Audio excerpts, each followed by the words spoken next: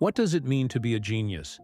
Is it about having a perfect mind, a flawless life, a straight path from a simple idea to world-changing success? What if I told you that one of the greatest geniuses in history was a man who failed spectacularly thousands of times? A man who, at the very peak of his success, faced a disaster so complete it would have broken almost anyone else. This is not a story about a perfect man. This is a story about a mindset, a way of seeing the world that turns failure into fuel and disaster into a new beginning. This is the story of Thomas Edison, and our story begins not with a light bulb, but with a fire. It was a cold December night in 1914. In West Orange, New Jersey, Thomas Edison's massive manufacturing complex was a city within a city. It wasn't just one factory. It was his life's work, made physical. Dozens of buildings dedicated to chemistry, physics, motion pictures, and of course, the very thing that made him famous: the phonograph. On this night, fire broke out, and it wasn't a small fire. Fueled by highly flammable chemicals, the flames exploded through the campus. They shot hundreds of feet into the air, a terrifying beacon of destruction. The heat was so intense that fire departments from 8 surrounding towns rushed to the scene, but they were powerless. The water from their hoses froze solid in the frigid air before it could even touch the flames. This wasn't just a setback. This was annihilation. The factories producing Edison's cement, his phonograph records, his movie cameras, they were being reduced to ash and twisted metal. The financial loss was staggering. In today's money, we're talking about over $23 million. Gone. In a matter of hours, but the real loss was something you can't put a price on. In one of those buildings was Edison's private laboratory, his sanctuary, and inside were his priceless notebooks. The meticulous records of thousands of experiments, sketches of inventions not yet born, years of thoughts and questions and dreams. The physical evidence of a lifetime of curiosity was turning to smoke. Now put yourself in that moment. You are 67 years old. You are one of the most famous men in the world. You've already given the world so much. And you are standing in the freezing cold, watching everything you've built since that success literally disappear. What do you do? What do you feel? Despair? Rage? Defeat? Most of us would. It would be natural to crumble, to see this as the end of the story. But Thomas Edison saw something else. As the fire raged, Edison's son, Charles, frantically searched for his father. He finally found him, standing calmly in the flickering light, his face illuminated by the very flames that were devouring his empire. "My heart ached for him," Charles would later say. He was 67, no longer a young man, and everything was going up in flames. But when Edison saw his son, he didn't cry. He didn't shout. He simply said, in a warm, steady voice, "Charles, go get your mother and all her friends. They'll never see a fire like this again." Think about that. In the face of total ruin, his first instinct was not to mourn what was lost, but to find the value in the moment, to share the spectacle. But it was what he said next that reveals the true core of the genius mindset. He put his arm around his son and said, "Rubbish." While the world saw a catastrophe, Edison saw a cleanup. He saw an opportunity. The old buildings, the old methods, the old mistakes, they were gone, wiped clean. And on that blank slate, he could build again. But better, smarter, stronger. The very next morning, while the embers were still smoldering, Thomas Edison gathered his engineers and his workers. And he didn't give a speech about survival. He gave a speech about the future. And they did.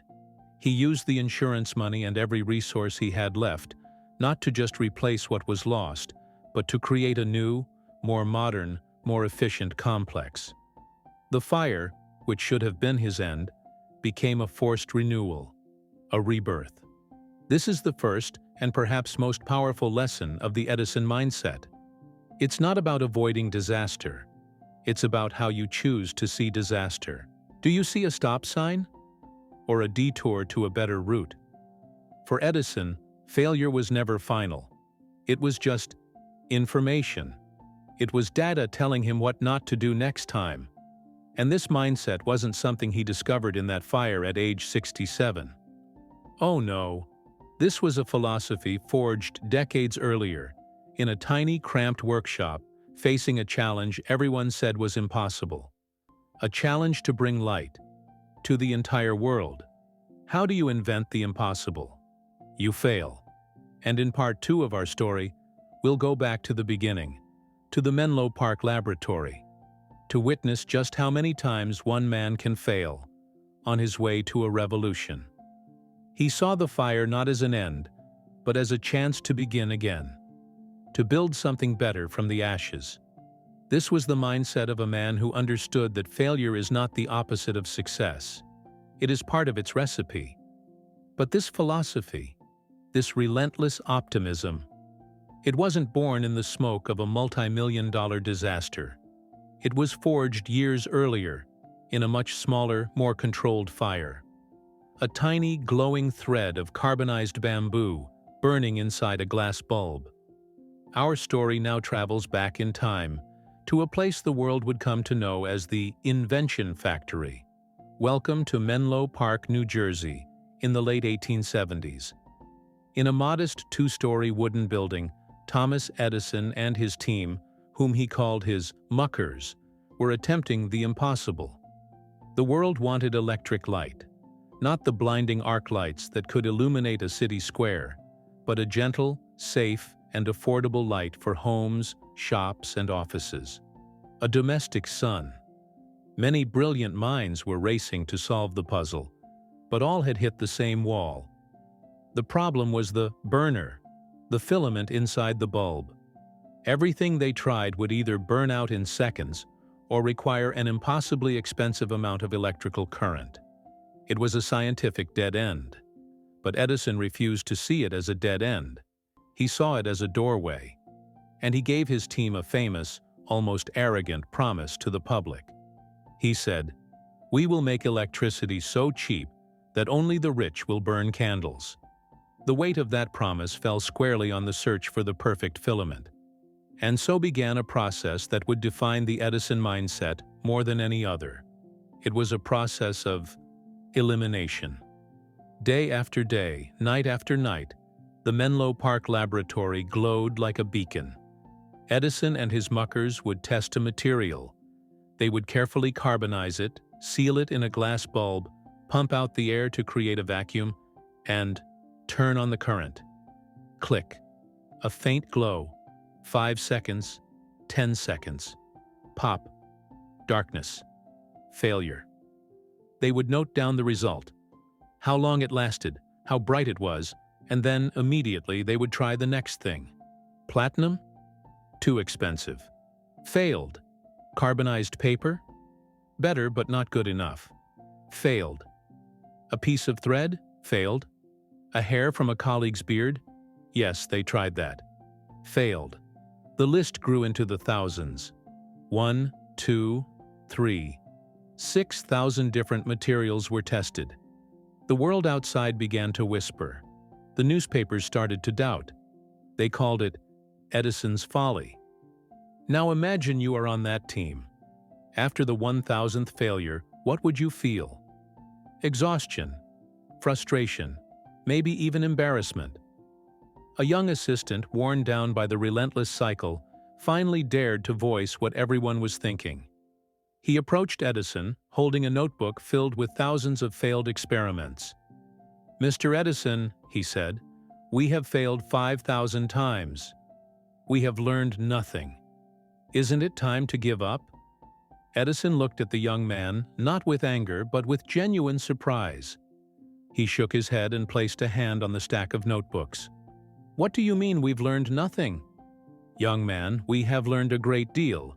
We now know definitively 5,000 things that won't work. Our search has been narrowed. We are much closer to the answer. Let that sink in. He didn't see 5,000 failures. He saw 5,000 steps. Each dead end was not a stop sign. It was a sign that said, "Not this way." And with every failure, the path to success became clearer. This is the very heart of the genius mindset. The reframe. It's the conscious decision to see data where others see defeat. To collect no's, because you know they are leading you to the one final glorious yes. And then, it happened. After thousands of steps, the breakthrough came from an unlikely place. Legend has it that Edison, idly twisting a palm frond fan in his hand, had an idea. What about the fibers of plants? Bamboo was incredibly tough. Could it be carbonized to create a long-lasting bright filament? They tried it. They carbonized a simple piece of bamboo, sealed it in a bulb, and created their vacuum.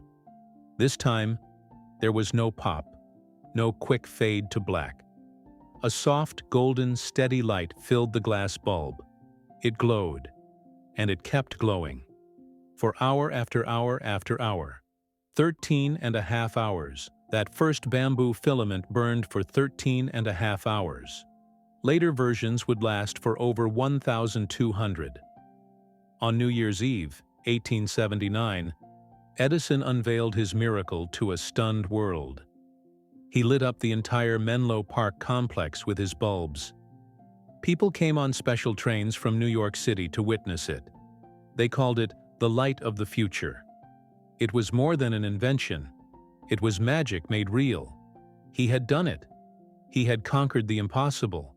But the story doesn't end there, because inventing the light bulb was only half the battle. Now he had to light up the world. And that meant building an entire electrical system from scratch. Power stations, cables, meters.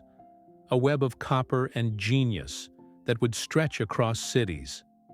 It would be a battle against money, against politics, and against a rival who was just as brilliant and even more ruthless. A man named Nikola Tesla. The triumph at Menlo Park was just the beginning. The real war for the future of electricity was about to begin. The epic conclusion, Part 3, we'll witness the War of the Currents.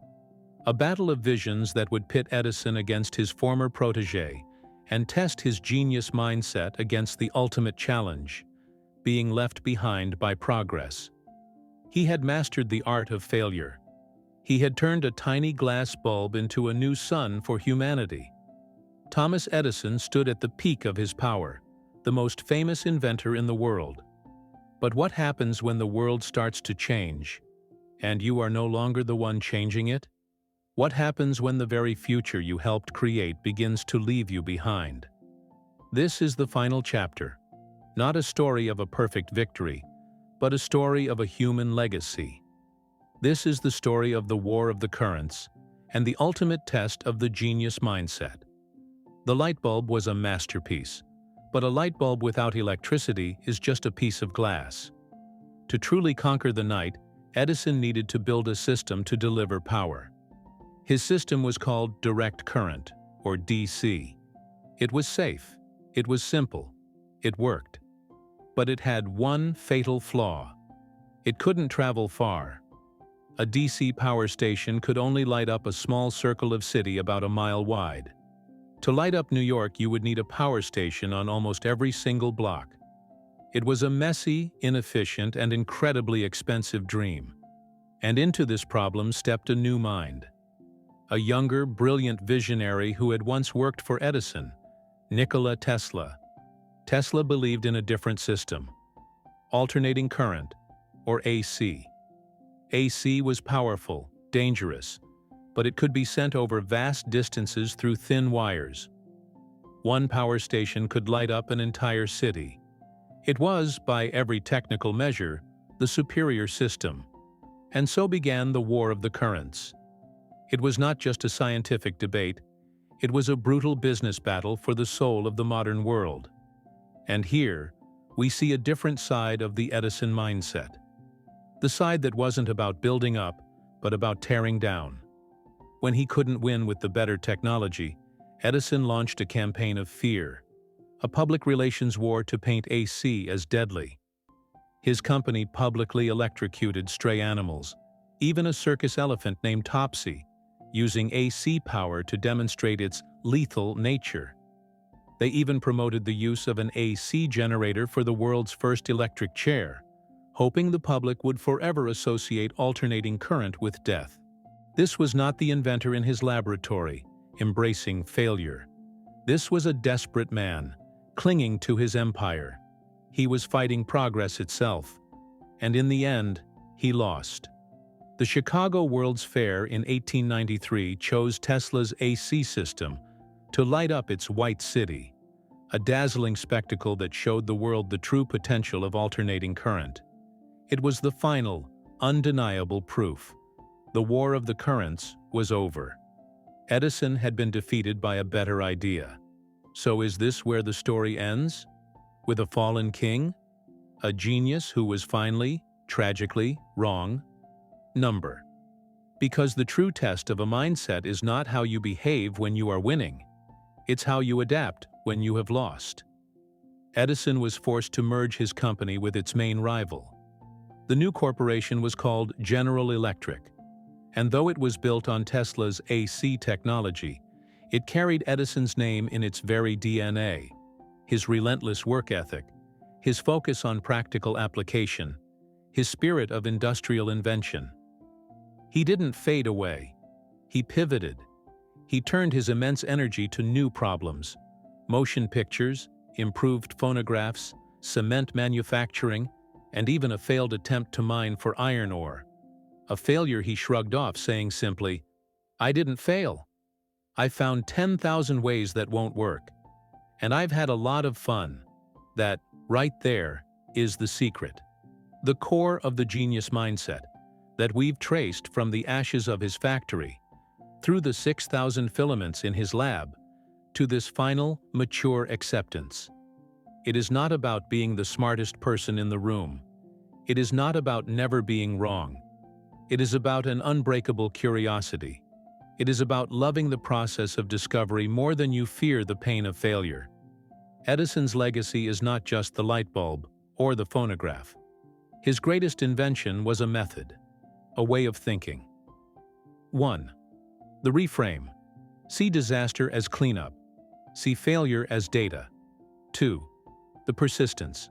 Understand that progress is built not on a few giant leaps, but on thousands of small, stubborn steps. 3. The purpose. Never lose the joy of the search. The fun is in the doing. He was not a perfect man. He could be ruthless, stubborn, and wrong. But he was always moving forward. He never allowed a failure, even the most public and humiliating, to be the end of his story. So what does it mean to be a genius? It means to get up one more time than you are knocked down. It means to look at a pile of ashes and see a blank canvas. It means to find joy not just in the moment of success, but in the long, dark, difficult journey that leads to the light. That is the Edison mindset. And that is a light that never goes out.